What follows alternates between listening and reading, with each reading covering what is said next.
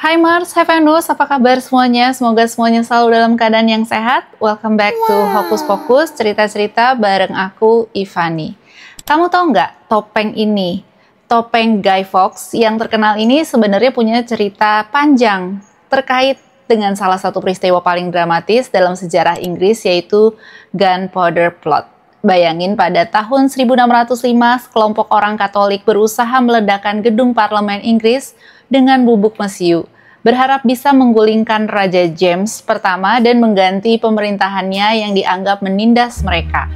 Mereka rela mengambil resiko besar demi keyakinan dan keadilan menurut versi mereka.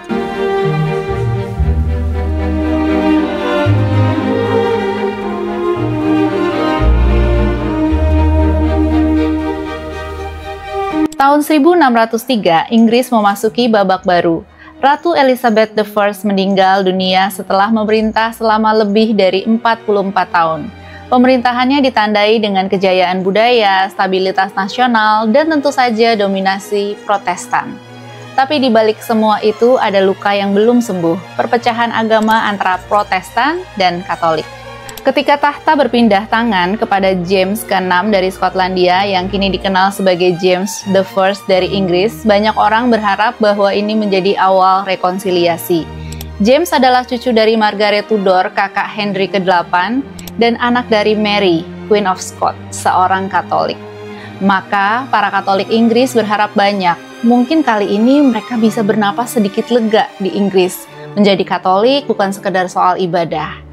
Itu berarti hidup di bawah tekanan. Setelah reformasi yang dimulai oleh Henry ke-8, gereja Katolik dianggap musuh negara. Ratu Elizabeth meneruskan kebijakan ini. Imam-imam Katolik diburu, misa dilarang, dan denda dijatuhkan kepada siapapun yang nggak datang ke gereja Protestan. Mereka yang tetap teguh pada iman Katolik disebut Recusants, hidup dalam bayang-bayang ancaman. Salah satu contoh paling nyata adalah Sir Thomas Tresham, seorang Katolik yang setia, namun hidupnya hancur karena keyakinannya. Bayangin aja, dia harus membayar denda hingga 8.000 pound sterling, jumlah yang sangat besar pada zaman itu, hanya karena dia menolak hadir di kebaktian gereja Protestan. Rumah tangganya, kekayaannya, dan reputasinya terkikis sedikit demi sedikit oleh sistem hukum negara. Begitu James naik tahta, banyak Katolik mengira angin segar akan datang. Bahkan beberapa pendeta diam-diam merayakan misa secara lebih terbuka. Harapan itu tampaknya nggak sepenuhnya kosong. Pada awal pemerintahannya, James bersikap cukup lunak terhadap Katolik. Ia menghentikan sementara denda-denda terhadap para recusants dan sempat mengundang tokoh-tokoh dari berbagai kelompok untuk berdiskusi. Tapi semua harapan itu runtuh dengan cepat. James ternyata punya agenda tersendiri. Dia memang tidak menyukai kaum Puritan, kelompok Protestan yang garis keras, tapi bukan berarti dia juga bersimpati kepada Katolik. Baginya, penyatuan kerajaan Inggris dan Skotlandia yang damai lebih penting. Dia tahu bahwa memberi ruang pada Katolik bisa membangkitkan kemarahan parlemen yang mayoritas Protestan. Akhirnya, tekanan terhadap umat Katolik kembali diberlakukan.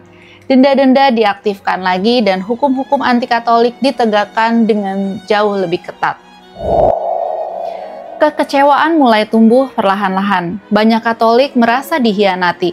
Mereka tidak hanya dipinggirkan dari kehidupan sosial dan politik, tapi juga dari hak dasar beragama. Mereka tidak bisa menikah secara Katolik. Misa hanya bisa dilakukan secara sembunyi-sembunyi, dan banyak imam ditangkap atau bahkan dihukum mati hanya karena menjalankan tugas. Dari rasa frustasi itulah muncul benih-benih pemberontakan. Di lorong-lorong bawah tanah rumah bangsawan, di rumah belakang penginapan tua, dan di ruang pengakuan dosa, beberapa pria mulai berbisik-bisik tentang satu ide yang berbahaya. Kalau jalan damai sudah tertutup, mungkin saatnya meledakkan semua dari dasar. Di tengah kekecewaan dari tekanan yang terus menghimpit umat Katolik Inggris, ada satu nama yang mulai menjadi pusat perhatian dalam lingkaran bawah tanah kaum Recusants, yaitu Robert Catesby. Catesby bukan sembarang orang. Dia berasal dari keluarga bangsawan Katolik yang berpengaruh. Ayahnya, Sir William Catesby, adalah recusants terkenal yang berkali-kali dikenai denda karena menolak hadir di gereja Protestan. Sementara ibunya, Leonor Throckmorton, juga berasal dari keluarga Katolik yang militan. Catesby tumbuh di lingkungan yang taat dan keras kepala dalam mempertahankan iman. Tapi Robert Catesby tidak hanya religius, dia juga karismatik, cerdas, dan punya ambisi besar. Dia pernah ikut serta dalam pemberontakan Essex tahun 1601 bersama Earl of Essex yang merupakan mantan favorit Ratu Elizabeth, yang meskipun pemberontakan itu gagal total dan pemimpinnya dieksekusi, Catesby untungnya selamat. Dia ditangkap dan didenda berat, tetapi dia nggak dipenjara lama. Kegagalan pemberontakan itu tidak membuatnya kapok. Sebaliknya, dari pengalaman itulah Catesby belajar satu hal. Jika ingin mengguncang Inggris, ia harus melakukannya dengan cara yang lebih radikal dan lebih rahasia. Tidak bisa lagi mengandalkan pemberontakan terbuka, tidak bisa lagi berharap dari dalam parlemen. Dia harus menghancurkan seluruh sistem dari akarnya, dan dari sanalah muncul ide gila, yaitu meledakkan gedung parlemen dengan Raja James, Pangeran Wallace, dan para pejabat tinggi dan uskup-uskup Protestan harus ada di dalamnya. Catesby melihat satu peluang. Setiap tahun pada pembukaan sidang parlemen, semua kekuatan pemerintahan Inggris berkumpul di satu tempat di satu waktu. Jika tempat itu dihancurkan, maka seluruh struktur negara akan lumpuh seketika. Setelah itu, kaum Katolik bisa mengangkat seorang raja baru, mungkin seorang Katolik atau mungkin seorang yang bersedia bersikap secara adil. Bahkan beberapa berangan-angan soal Arabella Stuart, sepupu jauh King James yang punya darah Katolik dari garis ibunya. Catesby mulai mengumpulkan orang-orang yang bisa dia percayai. Tapi ini bukan kelompok sembarangan. Setiap orang yang diajak harus benar-benar yakin dan siap mati demi iman. Tahun 1604 dia mengajak 3 orang pertama yang akan menjadi inti konspirasi. Yang pertama adalah Thomas Wintour. Dia adalah diplomat, cerdas, dan pernah melakukan perjalanan ke Eropa untuk mencari bantuan dari negara-negara Katolik. Yang kedua adalah Jack Wright, ahli pedang dan pejuang yang juga teman dekat Catesby sejak lama. Dan yang ketiga adalah Guy Fawkes, seorang tentara Katolik dari York yang baru pulang dari bertempur bersama pasukan Katolik di Spanyol. Guy Fawkes adalah sosok yang menarik. Dia bukan bangsawan, tapi punya kemampuan militer dan keahlian dalam bahan peledak. Sebuah kombinasi yang sangat berharga bagi rencana mereka. Fawkes dikenal tenang, sabar, dan sangat setia pada gereja Katolik. Pada tanggal 20 Mei 1604, mereka bertemu secara diam-diam di rumah penginapan kecil di London. Di sana, mereka bersumpah setia. Seorang imam Katolik yang kemungkinan adalah John Gerard hadir untuk merayakan misa secara rahasia dan mengabsahkan sumpah mereka di hadapan Tuhan. Dari titik ini, plot meledakkan parlemen Inggris resmi dimulai. Setelah sumpah setia pada bulan Mei 1604, rencana konspirator mulai bergerak ke tahap berikutnya, mencari penyusup ke dalam gedung parlemen dan menempatkan bahan peledak di sana. Tapi untuk melakukannya, mereka butuh waktu, butuh strategi, dan jaringan yang solid. Pada saat itu, gedung parlemen bukan tempat yang sembarangan, ya tentu aja, dijaga ketat dan hanya orang-orang tertentu yang bisa keluar masuk dengan bebas. Tapi bukan berarti itu mustahil. Banyak bangunan di sekitarnya yang bisa disewa, dan beberapa memiliki akses langsung ke ruang bawah tanah Istana Westminster. Disinilah mereka mulai memanfaatkan Thomas Percy, salah satu konspirator baru yang direkrut Catesby.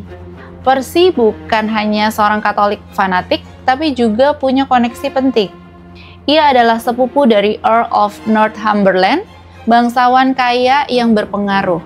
Melalui koneksi inilah, Percy berhasil mendapatkan posisi sebagai salah satu pengawal raja, memberinya reputasi dan akses yang sangat berguna.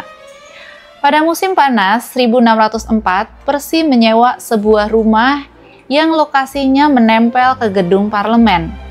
Para konspirator awalnya berencana menggali terowongan dari rumah ke bawah tanah gedung parlemen.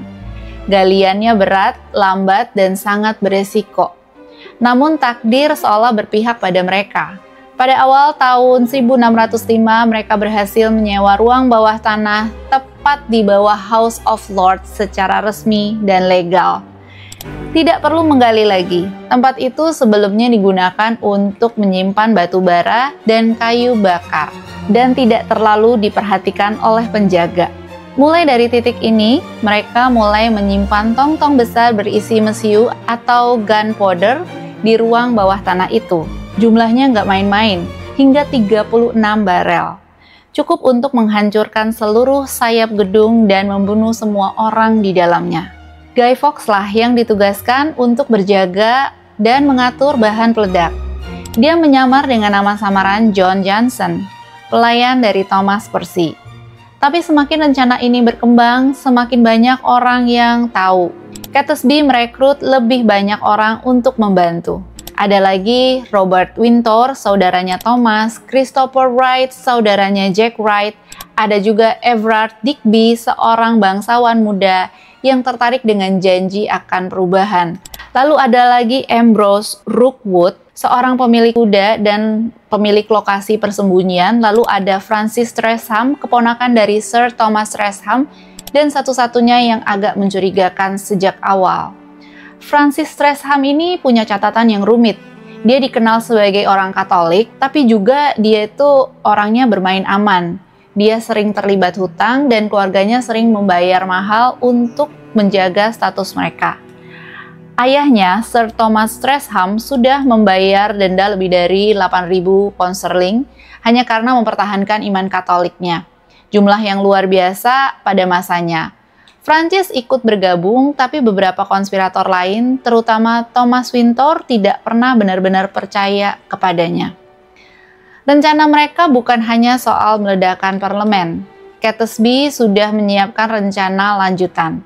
Setelah ledakan, mereka akan menculik Princess Elizabeth, anak perempuan Raja James yang masih kecil, dan akan mengangkatnya sebagai ratu boneka yang Katolik nantinya. Putri ini sekarang tinggal di pedesaan di daerah yang dekat dengan wilayah pendukung Katolik.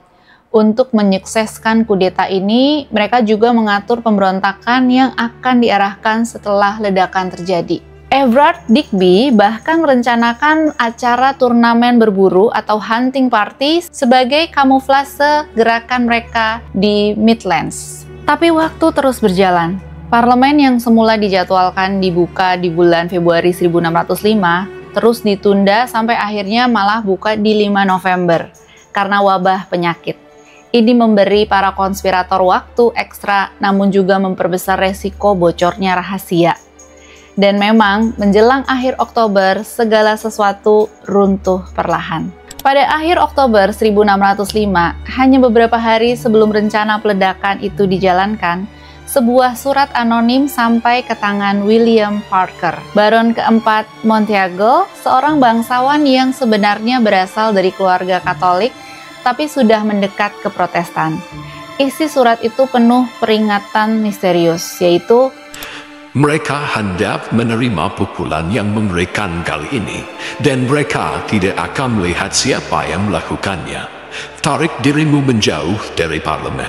Surat itu cukup samar, tapi juga mencurigakan. Tidak menyebutkan ledakan, gak nyebutin nama-nama, tapi cukup memicu kecurigaan karena menyiratkan sesuatu yang besar bakal terjadi. Pada saat pembukaan parlemen di 5 November, Monteagle yang juga punya kerabat dekat dalam lingkaran konspirator, termasuk Francis Tresham, yang diduga keras dialah yang menulis surat itu karena khawatir kakak iparnya ini akan ikut tewas dalam ledakan. Langsung membawa surat itu ke tangan William Cecil, Lord Salisbury, penasehat utama King James I. Disinilah William Cecil memainkan peranan penting. Dia bukan hanya seorang penasehat senior, tetapi juga ahli strategi, politik, dan mata-mata. Dia memilih untuk tidak langsung bertindak, tapi mengawasi, memberi cukup waktu bagi para konspirator untuk bermain sampai ujung tali. Cecil tahu jika dia terlalu cepat menangkap mereka, nggak akan ada cukup bukti untuk menyeret semua dalangnya. Tapi kalau dibiarin terlalu lama, bisa jadi terlambat juga. Maka dia menyusun rencana pengawasan rahasia terhadap gedung parlemen, terutama ruang bawah tanah. Pada 4 November malam, beberapa bangsawan dan penjaga atas perintah raja melakukan inspeksi ke ruang bawah tanah. Di sana mereka menemukan Guy Fawkes berpakaian lengkap menyamar sebagai John Johnson dengan korek api dan jam sumbu atau slow watch di saku. Ketika mereka memeriksa lebih lanjut, mereka menemukan 36 barel mesiu tersusun rapi dan tersembunyi di balik kayu dan batu bara. Guy Fawkes langsung ditangkap, tapi luar biasanya dia tidak gentar sedikitpun ketika diinterogasi pertama kalinya. Dia malah berkata, "Saya berharap bisa menyulut api itu agar kalian semua ikut hancur bersama saya." Keberaniannya membuat para penyelidik kagum sekaligus bingung. Dia menolak menyebut nama siapapun. Dia bahkan mengatakan bahwa dirinya sendirian dan bertindak atas kehendaknya sendiri. Tapi tentu saja itu tidak akan berlangsung lama, karena di Inggris siksaan masih legal bagi mereka yang dituduh makar terhadap negara. King James setelah membaca pengakuan awal Guy Fawkes menuliskan di margin surat tersebut bahwa Guy Fawkes tampak seperti pria yang gagah dan penuh dengan tekad. Tapi kemudian memerintahkan rack him, atau dengan kata lain, torture dia. Guy Fawkes kemudian diseret ke menara London dan disiksa di sana dengan alat seperti the rack yang meregangkan tubuh hingga sendi dan tulang terlepas, dan scavenger's dagger yang menekuk tubuh ke posisi menyakitkan hingga nyaris patah. Setelah 4 hari penyiksaan, Guy Fawkes akhirnya menyerah. Tangannya yang dulu kuat kini begitu lemah hingga dia hampir gak bisa menandatangani pengakuannya sendiri. Tanda tangannya di arsip kerajaan bisa dilihat hingga hari ini, terlihat gemetar, nyaris tidak terbaca. Dalam pengakuan itu, dia menyebutkan nama-nama konspirator yaitu Catesby, Thomas Wintour, Percy, dan lainnya. Saat kabar penangkapan menyebar, para konspirator yang berada di luar kota mulai panik. Mereka tahu sekarang tinggal menunggu waktu sebelum diburu. Setelah Guy Fawkes tertangkap dan disiksa hingga menyebut nama-nama, para konspirator yang masih bebas langsung panik. Mereka nggak lagi punya rencana cadangan. Tidak ada pemberontakan besar, tidak ada dukungan massa. Mereka itu hanya ketakutan. Robert Catesby, otak utama dari semua ini, tahu bahwa hidup mereka tinggal hitungan hari. Bersama Thomas Percy, Thomas Wintour, Jack Wright, dan beberapa teman lainnya, mereka melarikan diri ke arah barat laut menuju daerah yang dikenal sebagai Midlands. Daerah itu memang punya banyak keluarga Katolik loyal dan mereka berharap bisa mendapatkan perlindungan atau setidaknya bersembunyi. Sementara itu, di London, pemerintahan Raja James I bergerak cepat. William Cecil dan otoritas kerajaan mulai menyebar poster pencarian. Nama-nama konspirator diumumkan secara luas. Surat-surat perintah dikeluarkan. Para tentara dikirimkan ke berbagai pelosok untuk memburu para pelarian. Di tengah pelarian itu, Catesby dan rombongannya sempat mendatangi beberapa rumah kenalan untuk mencari senjata dan dukungan. Salah satunya adalah rumah milik Stephen Littleton dan John Grant, 2 simpatisan Katolik. Tapi mereka semua kaget, tidak ada satupun dari komunitas Katolik yang siap bangkit untuk memberontak. Sebagian besar malah ketakutan. Salah satu momen paling aneh terjadi di Holbe's House, tempat terakhir Catesby dan rombongan bersembunyi. Dalam upaya nekat, mereka mencoba mengeringkan bubuk mesiu yang basah karena hujan dengan cara menjemurnya di dekat api. Hasilnya, ya malah meledak ya. Beberapa dari mereka terluka parah, termasuk John Grant yang matanya buta karena luka bakar. Tapi mereka tetap bertahan di Holbe's House. Mereka tahu ini akhir dari segalanya. Dan benar, pada 8 November 1605, pasukan kerajaan yang dipimpin oleh Sir Richard Walsh, High Sheriff of Worcestershire, mengepung rumah itu. Pertempuran singkat pun terjadi. Catesby dan Percy tertembak mati di depan rumah. Catesby sempat mencoba merangkak kembali ke dalam rumah sambil memegang salib agar bisa meninggal sambil memeluk simbol kepercayaannya. Thomas Wintour tertembak di bahu tapi masih hidup dan ditangkap. Begitu pula dengan beberapa lainnya. Beberapa simpatisan seperti Robert Wintour dan Stephen Littleton dan Thomas Digby sempat mencoba melarikan diri lebih jauh, tapi dalam beberapa minggu semuanya ditangkap. Thomas Digby sendiri tertangkap setelah mencoba menyerahkan diri. Ironisnya, dia menyerah dengan harapan bisa menyelamatkan istri dan anak-anaknya. Ada juga yang menyerah dengan harapan raja akan memberi belas kasihan, apalagi terhadap mereka yang tidak terlalu terlibat langsung dalam penempatan Mesiu. Tapi itu adalah harapan kosong, karena James I dan para penasehatnya ingin menjadikan ini sebagai peringatan nasional. Pengkhianat akan dihukum secara brutal dan terbuka. Dan hukumannya bukan sekedar gantung aja, tapi eksekusi kelas berat, digantung, ditarik, dan dibelah hidup-hidup. Setelah semua konspirator tertangkap, mereka langsung dihadapkan ke pengadilan yang diselenggarakan dengan cepat di London. Proses hukumnya tidak pernah memberikan ruang untuk pembelaan secara serius karena pemerintah ingin menunjukkan kekuatan dan ketegasan kepada publik. Pengadilan berlangsung di Westminster Hall pada bulan Januari 1606. Guy Fawkes dan para tersangka lainnya didakwa dengan tuduhan makar dan pengkhianatan terhadap Raja James I dan Kerajaan Inggris. Pengadilan berlangsung hanya dalam hitungan hari. Semua terdakwa secara terang-terangan mengakui keterlibatan mereka, sebagian karena mereka disiksa sebelumnya dan gak dapat mengelak lagi. Mereka bahkan mengaku tanpa ragu karena pada titik itu harapan untuk pembelaan sudah hilang. William Cecil sebagai tangan kanan raja memainkan peran utama dalam pengadilan ini, mengatur agar semua konspirator mendapatkan hukuman yang sangat berat sebagai contoh bagi rakyat. Hukuman untuk pengkhianatan di masa itu adalah hukuman yang paling kejam yang pernah dikenal di Inggris. Digantung sampai hampir mati, ditarik atau diseret dengan tali ke tiang gantungan, lalu dibelah hidup-hidup, diberi sayatan pada perut dan organ dalam, dan dipotong-potong.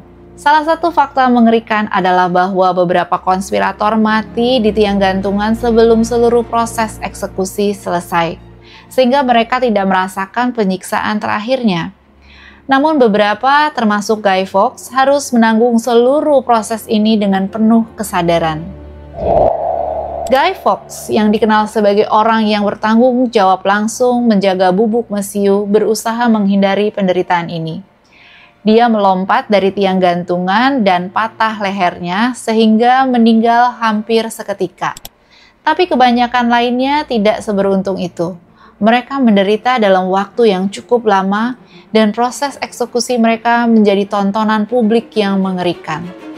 Thomas Wintour, Robert Wintour, dan Thomas Percy menjadi beberapa yang terakhir dieksekusi dengan cara yang keji ini. Eksekusi ini menjadi peringatan yang sangat kuat kepada seluruh rakyat Inggris. Pemerintah mengumumkan bahwa siapapun yang berani mencoba makar dan menggoyang kestabilan kerajaan akan menerima hukuman yang sama. Tahun 1606 dan seterusnya, setiap tanggal 5 November diperingati sebagai Guy Fawkes Night dengan api unggun dan kembang api sebagai simbol kemenangan atas konspirasi yang gagal ini. Namun di balik itu, banyak keluarga Katolik yang tetap hidup dalam ketakutan dan pengawasan yang ketat. Karena pemerintahan terus curiga bahwa masih ada ancaman dari dalam komunitas mereka. Gunpowder Plot bukan hanya sekedar usaha makar yang gagal, tapi juga cermin dari ketegangan agama dan politik yang sangat dalam di Inggris pada awal abad ke-17. Konspirasi ini memperlihatkan bagaimana ketakutan dan diskriminasi terhadap Katolik menjadi pemicu utama konflik. Eksekusi brutal para konspirator menjadi peringatan keras bagi siapapun yang berani mengancam kestabilan kerajaan. Tradisi Guy Fawkes Night hingga kini masih hidup sebagai pengingat peristiwa itu. Meskipun maknanya kini lebih ke arah hiburan dan sejarah. Namun kisah ini meninggalkan luka mendalam di komunitas Katolik Inggris yang tetap menghadapi tekanan dan kecurigaan selama bertahun-tahun setelahnya. Gunpowder Plot tetap menjadi salah satu babak yang penting dalam salah satu sejarah Inggris yang mengingatkan kita akan betapa kompleksnya perjuangan agama dan politik di masa itu. Bagaimana guys tentang cerita Gunpowder Plot ini yang topengnya kita kenal sebagai sekarang Anonymous, yang juga lambang pemberontakan terhadap dominasi mayoritas. Gimana menurut kalian? Apakah kalian masih berpikir ini adalah pemberontakan atau justru ini merupakan satu pembelaan bagi kelompok minoritas pada masa itu?